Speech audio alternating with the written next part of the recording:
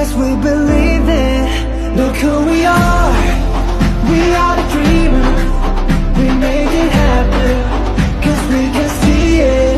Cause to the ones that keep the passion, respect, oh yeah. Assalamualaikum warahmatullahi wabarakatuh. Perkenalkan, nama saya Wahyu Ningsih. Saya CGP Angkatan 11 dari Kabupaten Bojonegoro, dari SMA Negeri 1 Kalitidul. Di sini saya sebagai coaching. Assalamualaikum warahmatullahi wabarakatuh. Waalaikumsalam, Kak Endi. Gimana kabarnya? Alhamdulillah, baik. Keluarga juga baik? Sehat, alhamdulillah, semuanya Kak. Anak yang pertama sudah kelas berapa? Sudah kelas 5, Pak. Oh gitu. Alhamdulillah, kalau keluarga sehat, kita sehat. Baiklah, Bu Ayu, saya dengarkan jenengan mau melakukan coaching. Nah, apakah itu benar? Oh iya Pak, memang sebenarnya setelah ini saya akan melakukan coaching kepada saya Pak. Tapi beliaunya sudah menelpon saya dan dia meminta waktunya untuk coaching dia. Katanya mau curhat mengenai masalah yang dihadapi Pak. Oh gitu. Sebelum melakukan coaching, kita mendiskusikan terlebih dahulu mengenai rubrik penilaian yang akan saya gunakan untuk menilai proses coaching ini. Dengan senang hati Pak, karena ini akan membantu saya dalam mengembangkan kompetensi coaching saya Pak. Oh gitu. Jadi begini Bu Ayu, nanti saya akan menilai Bu Ayu berdasarkan bukti penilaian coaching. Apakah Bu Ayu sudah menerapkan kegiatan coaching sesuai dengan prinsip coaching atau belum, seperti pemetaan, proses, maupun memaksimalkan potensi. Siap Pak. Oke Bu Ayu, kemudian ada beberapa pertanyaan yang ingin saya tanyakan kepada jenengan pada sebelum melakukan coaching ini. Apakah kira-kira Bu Ayu itu bersedia? Oke, siap Pak. Bersedia. Kira-kira kompetensi coaching apa yang ingin Bapak Ibu kembangkan nanti pada saat coaching bersama teman-teman jenengan? Saya ingin mengembangkan semua kompetensi coaching saya ini Pak. Mulai dari kehadiran penuh, mendengarkan aktif, dan mengajukan pertanyaan di grup seperti ini. Wah, bagus sekali kalau begitu. Pak, kemampuan kompetensi saya ini bisa meningkat Pak. Oke, untuk membantu Bu Ayu, nanti akan saya berusaha untuk mengamati proses dari Bu Ayu coaching tersebut itu sudah benar apa belum gitu ya. Ini Pak, saya ingin mengembangkan kompetensi mendengar aktif, mengajukan pertanyaan yang berbeda juga seperti ini Pak. Gitu. Kemudian selain mendengarkan aktif, apakah ada kompetensi yang lain yang ingin dicapai Bu Ayu? Mengajukan pertanyaan ini Pak yang berbeda supaya bisa menggali dan meningkat solusi pada coaching saya Pak. Oh gitu. Nanti akan saya coba lebih fokus untuk mengamati kegiatan coaching jenengan pada kompetensi mendengarkan aktif dari diskusi coaching tersebut gitu Ibu Ayu ya. Iya Pak. Terus untuk indikator tercapaian tujuan pengembangan yang Ibu ingin seperti apa ya? Kira-kira seperti apa yang ingin jenengan kembangkan lebih lanjut untuk tujuan coaching tersebut? Saya ingin mengembangkan kompetensi mendengarkan aktif dan mengajukan pertanyaan yang berbobot seperti itu Pak. Oh gitu. Baiklah kalau begitu Bu Ayu, nanti setelah ini jenengan silahkan istilahnya bercoaching sama teman jenengan. Nanti saya hanya sebagai pendengar, jangan istilahnya nggak enak atau seperti apa, jenengan silahkan berdiskusi sama temannya. Nanti saya amati. Setelah itu nanti saya akan berusaha untuk mengobservasikan jenengan yang baik yang mana dan yang belum yang mana. Tidak apa-apa ya Bu Ayu ya? Nggak apa-apa Pak. Oke Bu Ayu, silakan nanti bercoaching. Terima kasih Pak. Assalamualaikum. Selamat siang Bu Ayu. Oke, teman saya Bu. jadi repot sekejap. Gini Bu, terkait hal yang saya sampaikan kemarin, saya ingin ngobrol dengan jenengan, curhat terkait dengan permasalahan yang ada di kelas. Jadi menurut Pak Iwan tadi ini apa yang ini Pak Iwan harapkan dari obrolan ini? Ya, yang saya harapkan dari obrolan pada kali ini tuh saya mendapatkan sebuah alternatif solusi pemecahan masalah yang saya alami Bu, di kelas terkait dengan siswa-siswa saya. Masalahnya apa Pak? Gini, akhir-akhir ini siswa saya itu kurang antusias dalam belajar di kelas. Selain hal itu, siswa-siswa saya itu juga antusias dalam mengerjakan tugasnya itu rendah. Kira-kira dari satu kelas itu ya juga hanya sekitar 40% ya yang mengerjakan tugas.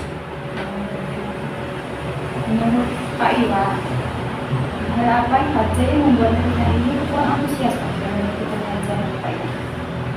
Kalau saya berpikir itu ya barangkali dalam saya mengajar itu apa ya, terlalu istilahnya itu terlalu monoton. Saya tidak apa ya, hanya memberikan sebuah penjelasan, istilahnya ya teacher center lah. Saya kurang juga memperhatikan apa yang diharapkan oleh anak didik saya. Mungkin seperti itu. Kira-kira apa yang membuat murid ini kurang antusias? Dalam sebuah pembelajaran, mungkin anak-anak itu pasti mendambakan sebuah pembelajaran yang menyenangkan bagi mereka, menyenangkan bagi mereka itu dalam konteks terkait dengan mungkin ya belajar sambil bermain, belajar sambil menonton video, istilahnya agar mereka itu tidak merasa bosan dalam proses belajar itu. Atas pendapat yang ini Pak. Lalu menurut penjelasan Pak Iwan, apa yang bisa membuat murid masih dan tidak bisa dalam belajar? Menurut saya gini, siswa itu akan merasa nyaman dalam belajar ketika kebutuhan mereka itu terpenuhi. Misalkan seperti minat belajar mereka seperti apa, terus apa yang diharapkan dari sebuah pembelajaran itu seperti apa bagi siswa-siswa itu. Maka dari itu saya berpikir bahwa proses pembelajaran saya itu membutuhkan sesuatu yang bisa mencukupi dari kebutuhan peserta didik itu. Contohnya dengan ketika anak-anak jenuh dalam waktu pembelajaran, kita bisa menyisipkan sebuah ice breaking, terus permainan-permainan kecil lah, atau bahkan bisa menerapkan teori atau stop itu untuk mengembalikan lagi posisi pikiran mereka dalam mengikuti pembelajaran. Mungkin seperti itu. Kalau mengenai tugas ya Pak, apakah penyebabnya anak kurang antusias dengan tugasnya? Mungkin barangkali bisa juga terkait dengan tugas itu, karena kebetulan saya kan juga merangkap operator lah di sekolah itu. Jadi anak-anak itu sering saya tinggal, jadi ketika saya tinggal itu ya saya kasih tugas kayak gitu. Jadi apa ya, sehingga anak-anak itu merasa jenuh, kurang antusias kayak gitu mungkin. Pak Iwan menggunakan sumber belajar apa saja yang di kelas? Nah, sumber belajar itu selama ini saya hanya menggunakan teks yang dipegang oleh siswa itu. Iya. Apakah sumber lain Pak? Mungkin ada sumber lain itu, seperti buku-buku di perpustakaan dan video-video YouTube. Itu bisa digunakan untuk sumber belajar. Seperti juga ketika sekarang itu kan ID belajar itu kan marak untuk digunakan, mungkin itu bisa digunakan untuk membangkitkan minat dari siswa tersebut dengan memasukkan Jamboard, terus Google Form dan lain sebagainya, itu untuk meningkatkan antusias siswa dalam mengerjakan tugas. Mungkin seperti itu. Betul sekali Pak Iwan. Saya yakin nanti bila Pak Iwan bisa menggunakan berbagai macam sumber belajar, itu pasti membuat guru ini jadi antusias dalam belajar. Betul. Sekarang rencananya Pak Iwan itu menyelesaikan masalah ini? Mungkin ke depan berdasarkan hal tersebut saya akan merancang sebuah rencana pembelajaran yang berpusat pada murid. Artinya dan sebelum melaksanakan pembelajaran itu saya harus mengetahui apa saja kebutuhan mereka. Bisa saja dari minat belajar, terus penyiapan lingkungan kelas yang baik, seperti itu dalam depan. Jadi intinya adalah saya akan merencanakan sebuah pembelajaran yang berdiferensiasi. Gitu. Bagus sekali Pak Iwan. Kira-kira ini rencananya Pak Iwan tadi apakah bisa membantu siswa untuk membuat anak ini menjadi termotivasinya belajar itu menjadi lebih antusias? Menurut saya jika dengan melaksanakan apa yang saya sampaikan tadi itu bisa untuk meningkatkan motivasi anak, karena sebelum kita melakukan sebuah pembelajaran kita sudah tahu kira-kira kebutuhan anak ini itu minat belajarnya tergolong atau termasuk dalam apakah menonton video, apakah dengan bermain, apakah dengan membaca buku dan lain sebagainya. Jadi ke depan anak-anak itu akan saya kelompokkan dan akan saya beri pelajaran yang sesuai dengan kebutuhan dan kemampuan si anak-anak tadi. Kalau boleh tahu nih Pak, cara berpikirnya tinggi ya, 1-10, kira-kira berapa tingkat keberhasilan seperti itu? Terkait dengan keberhasilan metode tersebut, saya tidak mengharapkan itu berhasil 100% karena saya juga manusia biasa. Tapi harapan saya dengan penggunaan metode tadi, harapan saya itu bisa menyentuh di angka 8 lah paling tidak, minimal 8 lah. Mungkin. Kira-kira gini, siapa yang bisa membantu Pak Iwan dalam menyusun rencana? Menurut saya itu keberhasilan sebuah pendidikan itu harus terpenuhi dari beberapa unsur. Misalkan dari satu harus melihat dari kondisi siswa itu sendiri. Yang kedua kita harus melihat kondisi lingkungan. Kondisi lingkungan itu kaitannya dengan lingkungan rumah, orang tuanya bagaimana dan lain sebagainya. Yang berikutnya yaitu rekan-rekan guru. Rekan-rekan guru kita harus berkomunikasi terkait dengan pembelajaran itu untuk meningkatkan kemampuan kompetensi dari saya. Berikutnya yaitu tidak lupa kabarnya yaitu dengan Bapak Kepala Sekolah selaku yang bertanggung jawab di sekolah tersebut. Alangkah kita juga melakukan refleksi atau meminta saran demi kemajuan proses pembelajaran yang saya lakukan. Tidak cuma dari sekolah saja ya Pak, ya. Dari keluarga, masyarakat juga pengaruh juga ya Pak. Betul. Nah, dari pembelajaran ini sebenarnya Pak Iwan ini sudah menemukan solusi dari permasalahan yang Pak Iwan hadapi. Lalu kalau kita tahu komitmen apa Pak? Gimana Pak menjalankan rencana ini? Sebuah komitmen yang akan saya laksanakan ke depan yaitu saya akan membuat rencana pembelajaran yang menyenangkan bagi siswa-siswa saya.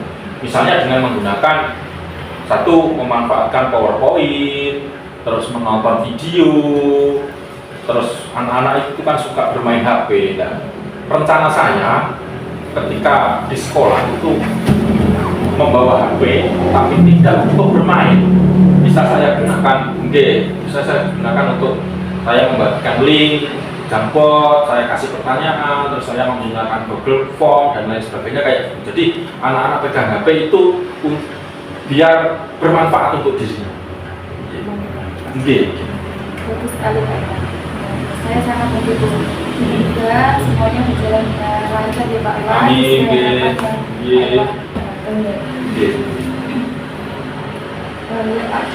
Silakan semangat selalu menjadi muridnya ya Pak ya. Iya Bu, siap. Bagaimana Bu setelah melakukan coaching? Lega ya? Dan bisa membantu saya menemukan solusinya. Gitu. Kalau saya amati tadi prosesnya itu cukup lancar setelah melakukan coaching. Perasaan ibu selain lega apa ya? Bisa meningkatkan coaching saya Pak. Iya. Iya. Terus selain lega, perasaan istilahnya senang, membantu teman, itu kan sebuah ungkapan diri sendiri. Kita juga istilahnya dalam membantu teman kan ada perasaan simpati atau gimana tentang permasalahan yang dia tampung, terus kita bisa memberikan intinya itu sebuah solusi kan rasanya nyaman gitu ya. Oke. Kalau saya tadi amati, Ibu itu sudah melaksanakan istilahnya prinsip coaching itu dengan beberapa metode, dengan alur kita dengan sudah benar dan sudah baik. Terus mulai dari tujuan, identifikasi masalah, terus reaksi, dan juga ada yang namanya itu tanggung jawab. Itu sebenarnya Bu Ayu itu sudah melakukan itu semua. Yang saya ingin tanyakan lagi, nah, kira-kira Bu Ayu, kompetensi apakah yang ingin jenengan kembangkan setelah coaching ini bersama teman jenengan itu? Ingin setelah selesai ini dengan yang mau kembangkan itu apa gitu? Kajian benar. Ya. Dan itu membuat ini Pak, pertanyaan yang berbobot. Oh gitu. Oh gitu. Secara umum itu semuanya sudah berjalan lancar Bu Ayu. Semoga kedepannya itu tambah baik lagi. Mungkin kalau boleh saya sampaikan ilmunya itu observasi saya di boleh Bu ya. Nggak apa-apa Pak, saya senang hati. Karena manusia itu kan bukan tempatnya sempurna, makanya mungkin observasi saya juga salah juga bisa, dan mungkin benar juga bisa, kan kita tidak tahu. Nah, setelah saya melakukan observasi terhadap coaching panjenengan itu, yang pertama menurut saya yang perlu istilahnya jenengan perbaiki itu pada waktu panjenengan itu mengutarakan pertanyaan-pertanyaan yang berbobot kepada coaching itu mungkin lebih bisa istilahnya memahami permasalahan yang ada pada coaching, terus secara cepat jenengan bisa menyimpulkan masalah-masalah itu. Terus si coachnya itu dipancing, tadi sudah dipancing sama ibu, tadi bisa dipancing lagi agar coachnya itu memberikan istilahnya ide-ide kreatif atau alternatif yang baik buat permasalahan dia. Itu ibu ya. Oh iya. Terus yang ingin saya bicarakan lagi, setelah kita melakukan coaching itu kan biasanya ada kegiatan. Kalau kita melakukan kegiatan itu kan ada yang namanya refleksi.